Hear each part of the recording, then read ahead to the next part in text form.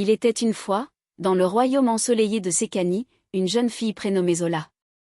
Ce royaume paisible, niché entre les collines verdoyantes et les rivières étincelantes, était connu pour la générosité de ses habitants et l'abondance de ses récoltes. Les maisons en briques d'argile rouge semblaient danser sous le ciel azur, et les marchés débordaient de couleurs, de fruits exotiques et de tissus chatoyants. Zola vivait dans l'un des quartiers les plus riches de la capitale, dans une grande villa bordée de palmiers. Fille unique d'un couple de marchands prospères, elle ne manquait absolument de rien. Son père, Baba Kamo, était un négociant renommé qui commerçait avec les royaumes voisins, tandis que sa mère, Mama Ife, tenait une boutique de tissus rares et raffinés. Depuis sa naissance, Zola avait été entourée de luxe, de douceur et d'une affection sans bornes. Elle dormait sur des draps en soie, se baignait dans de grands bassins parfumés aux fleurs d'hibiscus, et portait des vêtements cousus main par les meilleures couturières de Sekani. Sa peau, d'un brun doré, était douce comme la mangue mûre, et ses joues avaient toujours une teinte rosée non pas à cause du travail ou du soleil, mais parce qu'elle passait ses journées à rêver, installée près de la grande fenêtre de sa chambre, à l'ombre des rideaux ivoires. Zola était belle. C'était un fait que personne ne contestait. Sa beauté naturelle attirait les salutations et les compliments, et elle en jouait souvent avec un sourire malicieux. Mais surtout derrière ce charme apparent, elle était connue dans tout le quartier pour une chose, sa paresse légendaire. Depuis son plus jeune âge, Zola n'avait jamais levé le petit doigt. Si elle avait soif, elle appelait la domestique. Si elle avait faim, elle appelait sa mère. Si un livre tombait à terre, elle attendait que quelqu'un le ramasse. Sa vie était une longue sieste, entrecoupée de moments de contemplation, où elle imaginait une vie encore plus luxueuse, encore plus facile, où elle servirait du matin au soir sans même avoir à prononcer un mot. Chaque matin, alors que Mama Ife s'activait en cuisine, broyant les grains de maïs pour en faire du toast ou préparant des galettes de manioc pour le déjeuner, Zola s'installait mollement sur son fauteuil préféré, en coton rembourré, et feuilletait distraitement des magazines de mode importés. Elle rêvait d'une vie à Abomey ou à Lagos, dans un appartement au dernier étage d'un immeuble moderne, avec des miroirs partout et des robes qui étincellent comme des étoiles.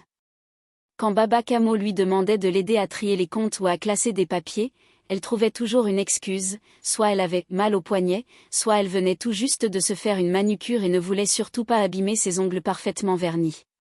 À l'approche des fêtes, lorsque toute la famille se réunissait pour nettoyer la maison, polir les meubles, et installer des décorations, Zola disparaissait mystérieusement, se réfugiant sur la terrasse pour reprendre l'air, une noix de coco fraîche à la main. Même les tâches les plus simples lui semblaient insurmontables. Nourrir le chat? Trop compliqué. Arroser les plantes? Trop fatigant. Faire son allumé? Quelle horreur! Ce n'est pas mon rôle, murmurait-elle souvent d'un air hautain, comme si elle était née pour être reine. Ses parents, bien qu'aimants et bienveillants, commencèrent peu à peu à s'inquiéter. Baba Kamo, un homme au regard franc et aux mains calleuses, n'avait jamais craint le travail. Il se levait à l'aube, dirigeait ses affaires avec discipline, et n'épargnait aucun effort pour le bien-être de sa famille. Il espérait, au fond de lui, que Zola finirait par comprendre que la vie ne pouvait être bâtie sur la seule beauté ou sur le confort offert par autrui. Mama Ife, de son côté, croyait que la douceur et la patience finiraient par porter leurs fruits. Elle tentait parfois de convaincre Zola de l'aider à coudre ou à organiser ses étals, mais la jeune fille bâillait à la simple idée de se rendre à la boutique. Les seules fois où elle daignait l'accompagner, c'était pour essayer les nouveaux tissus, se faire prendre en photo avec des pagnes scintillants, ou se vanter auprès des clientes de son goût impeccable. Le problème, c'est que Zola ne se rendait pas compte à quel point elle était dépendante des autres. Elle croyait que cette vie durerait toujours, que ses parents seraient éternellement là pour la choyer, la nourrir, et lui offrir tout ce qu'elle désirait. Pour elle, l'avenir n'était pas un sujet d'angoisse. Pourquoi s'inquiéter? Baba Kamo était riche. Maman Ife savait tout faire. Et elle, eh bien, elle était jolie, non? Cela suffisait amplement. Mais la vie, capricieuse et pleine de leçons, avait d'autres plans pour elle. Le jour de ses 25 ans, alors que toute la maison était décorée de lanternes en papier et que les invités répartissaient des plats savoureux, Baba Kamo prit Zola à part dans le jardin. Le ton de sa voix était calme mais ferme. « Ma fille, dit-il en posant une main sur son épaule, il est temps pour toi de voler de tes propres ailes. » Zola, Un morceau de gâteau à la noix de cajou à la main, cligna des yeux, incrédule. Voler? Où ça? Pourquoi? Tu vas emménager dans ton propre appartement, en ville. Nous avons préparé un endroit confortable pour vous. Tu y vivras seul. Nous pensons que cela t'aidera à grandir, à devenir responsable. Zola éclata de rire, pensant à une plaisanterie. Oh, Baba, tu es drôle. Moi, seul? Et qui fera la cuisine? Qui fera le ménage? Mais elle vit dans les yeux de son père que ce n'était pas une blague. Et dans ceux de sa mère, un mélange de tristesse et d'espoir. Bien sûr, a ajouté Mama Ifeu, nous ne te laissons pas sans rien. Voici une bourse généreuse pour commencer votre nouvelle vie. Avec cet argent, vous pourrez meubler votre appartement, payer votre loyer, et subvenir à vos besoins pour quelques mois. Ensuite, ce sera à toi de jouer. Zola, abasourdie, prend la bourse sans un mot. Elle pensait que cette expérience durerait peut-être quelques jours, voire une semaine. Juste assez pour faire comprendre à ses parents que ce genre de choses n'était pas pour elle. Mais les jours passèrent, puis les semaines. Et personne ne vint la chercher. Elle était bel et bien seule. Cependant, plutôt que de se remettre en question ou de chercher à apprendre à vivre par elle-même, Zola fit ce qu'elle savait faire de mieux, elle se servit de l'argent pour déléguer. Au lieu d'apprendre à cuisiner, elle engagea une cuisinière du quartier.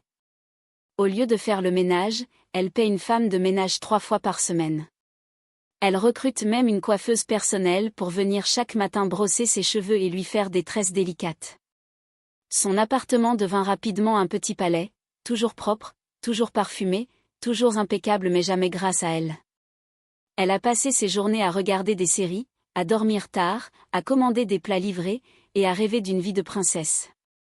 Tout lui semblait encore plus facile qu'avant. Pourquoi m'inquiéter, pensait-elle. Je suis née pour être servie. Mais ce qu'elle ignore, c'est que même les rivières les plus profondes peuvent s'assécher si l'on ne les alimente pas. Et l'argent, aussi abondant soit-il, finit toujours par disparaître lorsqu'on la dépense sans compter. Peu à peu, la bourse se vida. Les billets ne semblaient plus assez nombreux. Les pièces étaient rares. Et un jour, alors qu'elle fouillait dans son sac à la recherche de quelques francs pour payer la coiffeuse, elle comprit avec horreur, elle était ruinée. Lorsque Zola atteignit ses 25 ans, ses parents, Baba Camo et Maman Ifeu, prirent une décision qu'ils espéraient salutaire. Cela faisait des années qu'ils s'inquiétaient de la paresse chronique de leur fille unique, de son insouciance face aux responsabilités, et de sa totale dépendance envers eux. Bien qu'ils l'aimaient de tout leur cœur, ils comprenaient qu'il ne serait pas éternel. Le moment était venu pour Zola d'apprendre à voler de ses propres ailes. Avec beaucoup de tristesse mêlée à de l'espoir, ils lui offrirent un appartement en ville et une coquette somme d'argent pour subvenir à ses besoins les premiers mois. « Ma fille, dit Baba Camo en lui tendant l'enveloppe, cette vie est à toi. Prends en soin. Apprends à gérer tes affaires, à faire les choses par toi-même. Le confort n'a de sens que lorsqu'on le mérite. » Zola sourit, hochant la tête sans grande conviction.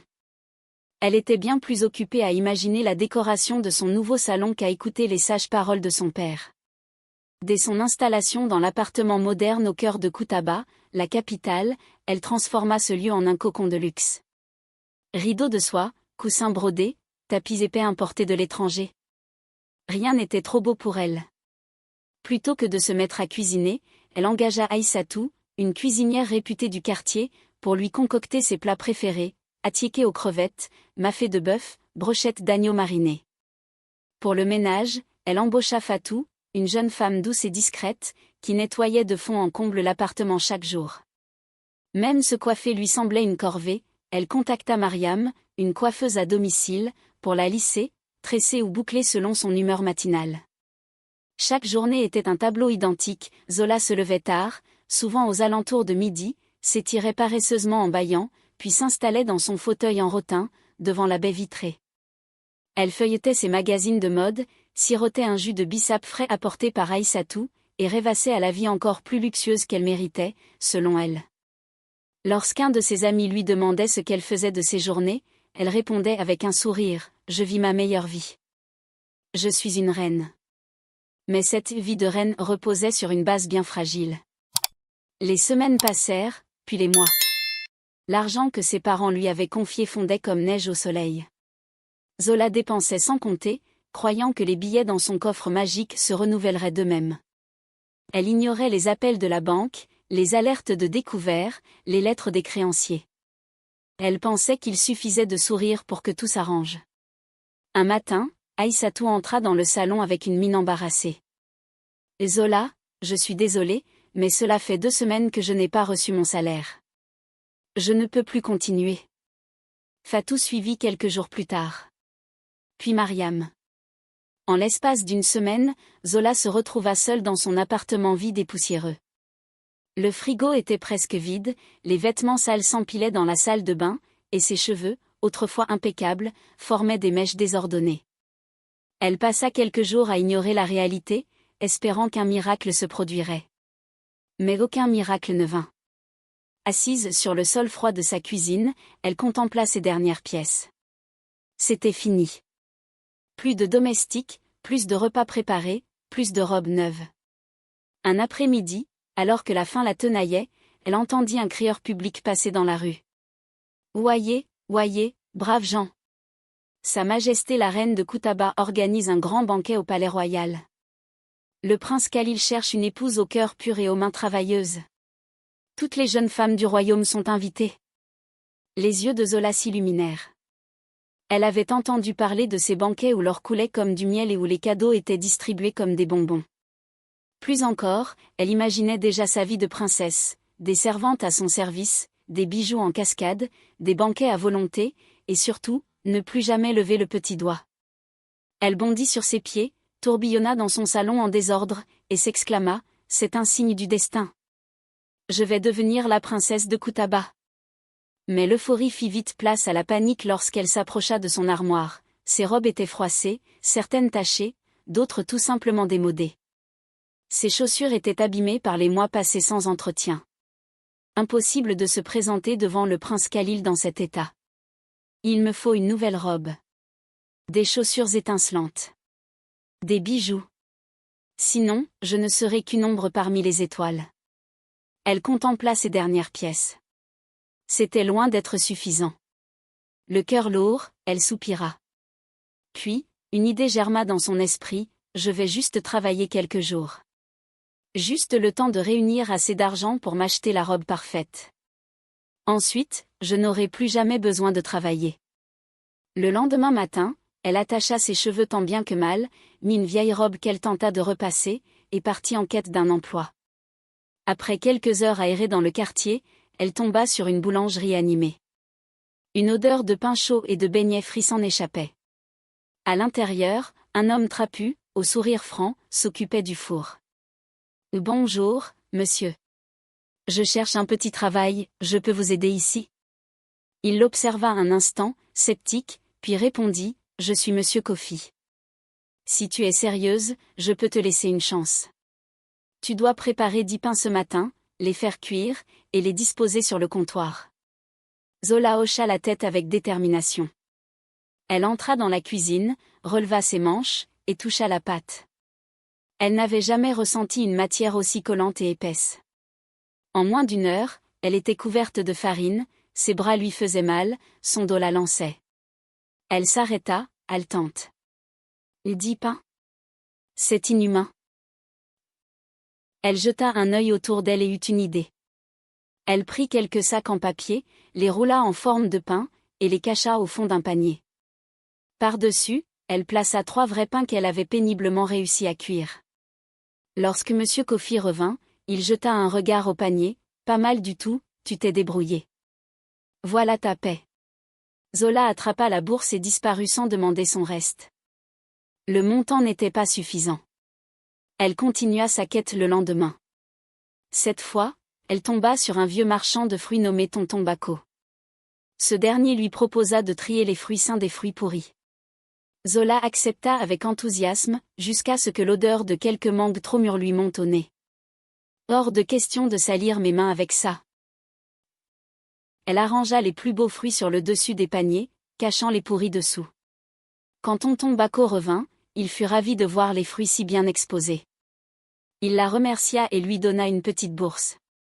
Encore une fois, elle prit l'argent et s'éclipsa. Pendant plusieurs jours, elle répéta ce manège. Elle lavait du linge sans savon, nettoyait sans vraiment frotter, faisait semblant d'aider sans jamais finir le travail. Chaque fois, elle obtenait de quoi compléter sa cagnotte. Puis, un matin, elle se leva avec le cœur battant, elle avait assez. Elle se rendit au marché central et acheta une robe émeraude scintillante, ornée de perles dorées. Elle trouva une paire de sandales argentées, brillantes comme les étoiles. Devant le miroir, elle se trouva splendide. Le prince Khalil ne pourra me résister. Elle ne se doutait pas que la vérité, comme les fruits pourris sous les mangues fraîches, finit toujours par remonter à la surface. Le grand jour approchait.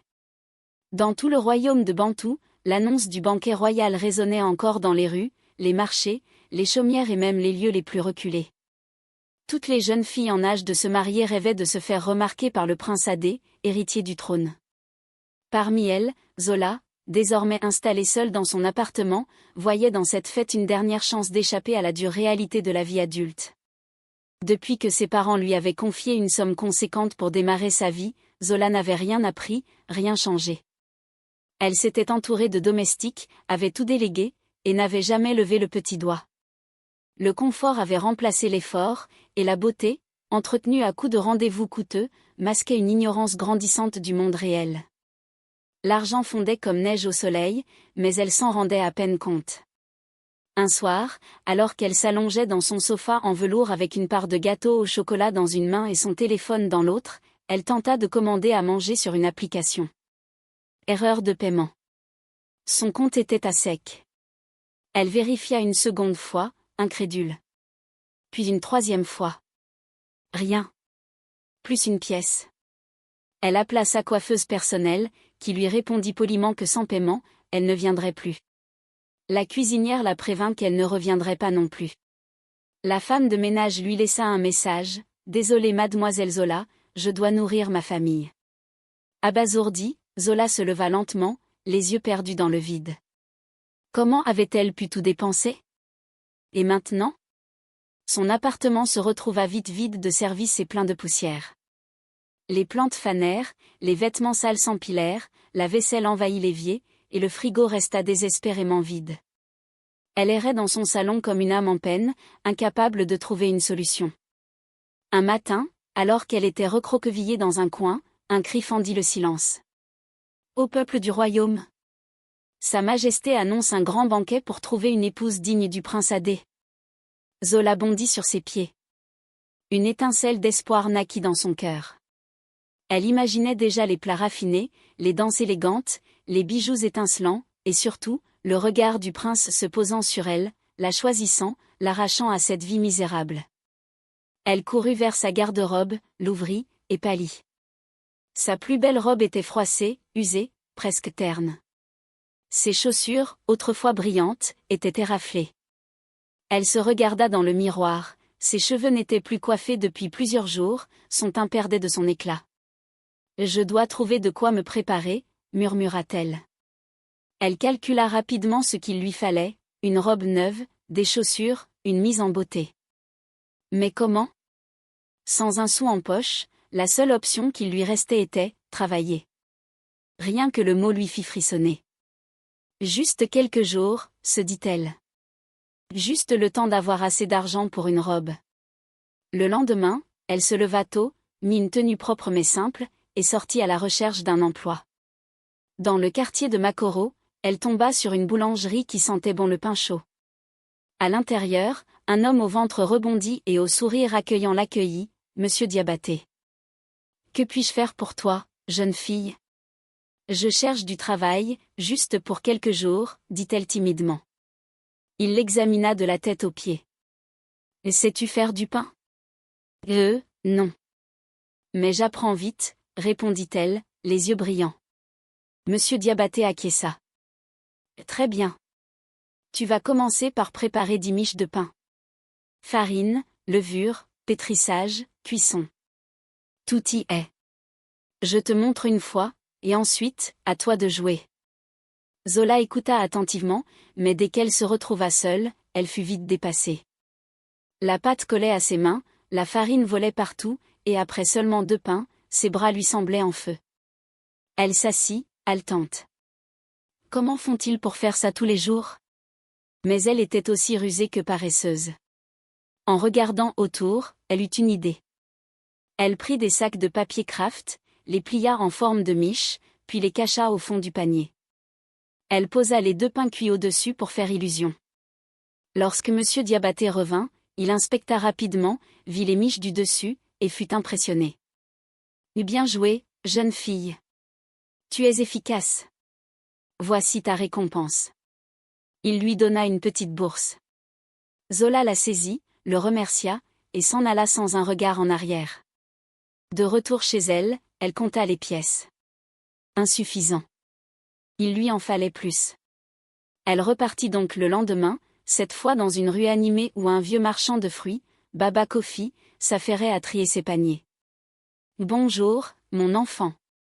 Tu veux travailler? » « Oui, je peux vous aider, » répondit-elle, déjà lassée à l'idée de se salir les mains.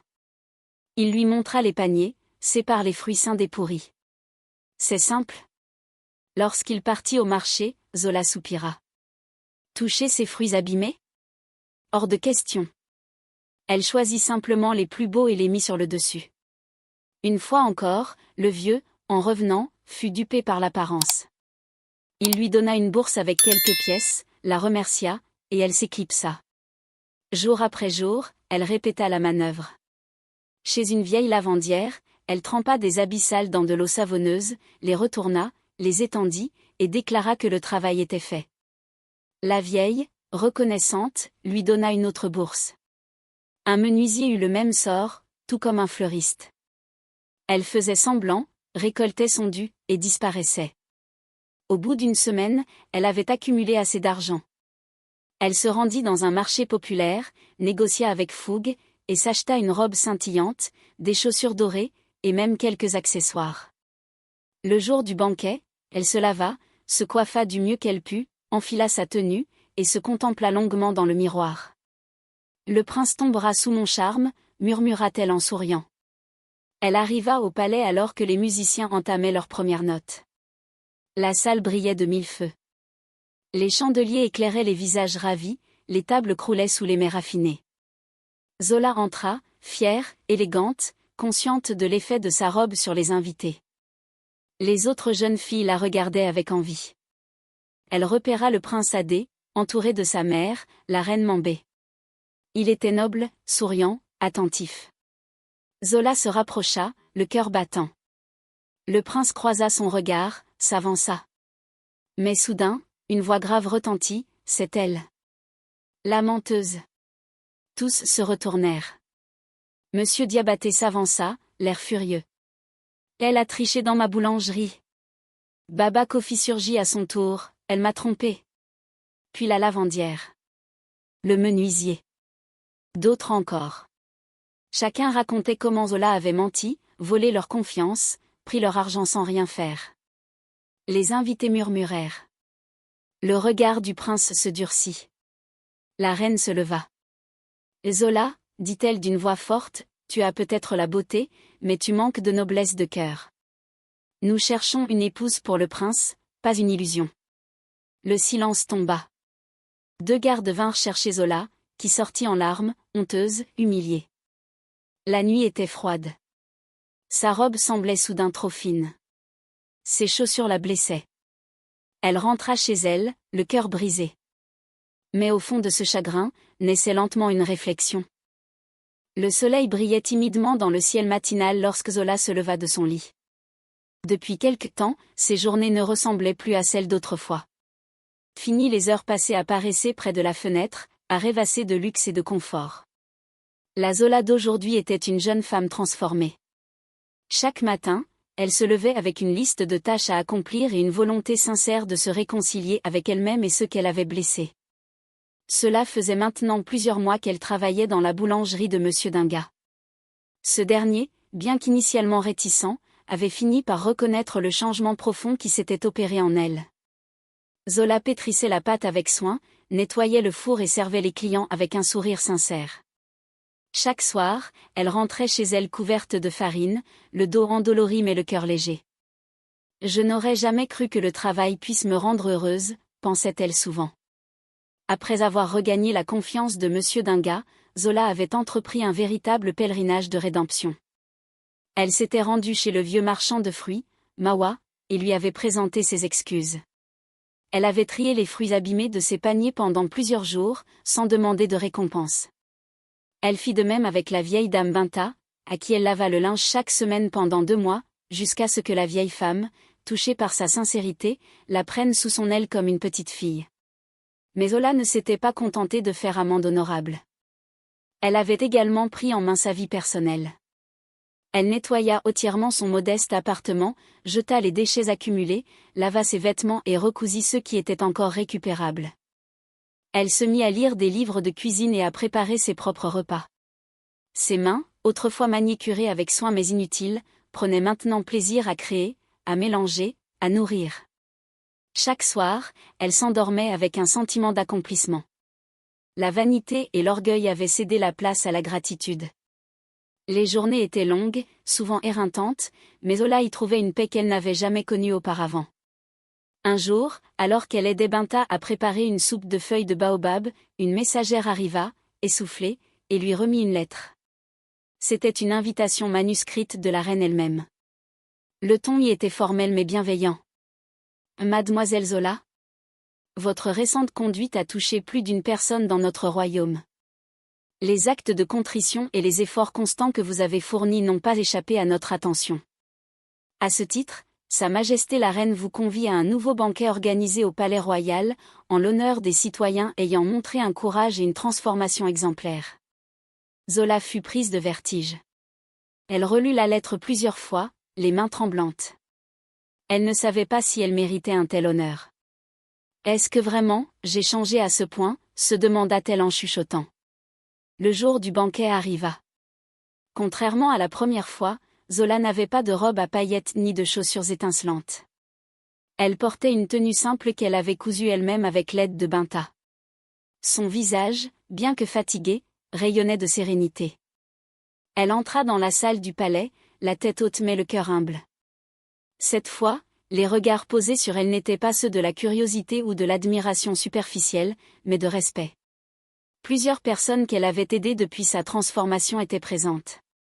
Monsieur Dinga, Mawa, Binta et bien d'autres l'accueillirent avec des sourires chaleureux.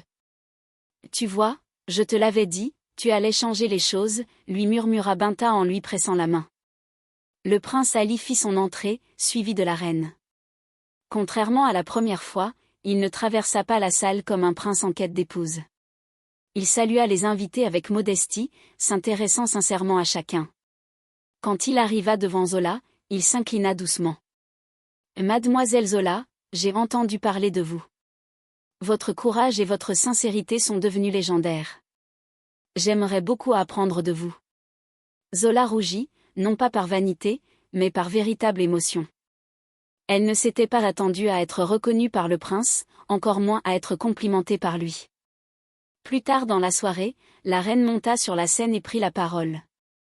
Elle salua les invités et fit l'éloge de ceux qui, comme Zola, avaient réussi à se transformer par leur propre volonté. Le vrai courage, dit-elle, ne réside pas dans la force physique ou la richesse. Il se trouve dans la capacité d'une personne à reconnaître ses fautes, à demander pardon, et à changer. Zola est aujourd'hui un exemple pour nous tous. Elle n'est peut-être pas princesse de naissance, mais elle possède toutes les qualités d'une souveraine. Des applaudissements retentirent dans toute la salle. Zola, les yeux humides, comprit que sa valeur ne résidait pas dans sa beauté ni dans sa robe, mais dans ce qu'elle était devenue. Elle ne devint pas princesse ce soir-là. Et pourtant, elle se sentit plus royale que jamais. Car elle avait conquis la chose la plus difficile de toutes, elle-même. Les années passèrent. Zola ouvrit sa propre boulangerie, qu'elle appela « la fournaise du courage ». Elle forma des jeunes filles en difficulté, leur racontant son histoire, les aidant à croire en elle. Sa réputation grandit, et bien que la reine lui proposât un jour un titre honorifique, elle répondit avec un sourire. J'ai déjà tout ce dont j'ai besoin. Une vie utile, des amis sincères, et la paix dans mon cœur. Et ainsi s'acheva l'histoire de Zola, la fille paresseuse devenue femme courageuse. Une légende dans le royaume, non pour avoir épousé un prince, mais pour avoir choisi le chemin le plus noble, celui de la responsabilité, du travail, et de la rigueur. Fin de l'histoire. Si tu as aimé l'histoire, n'oublie pas de la liker et de t'abonner à la chaîne pour de nouvelles vidéos.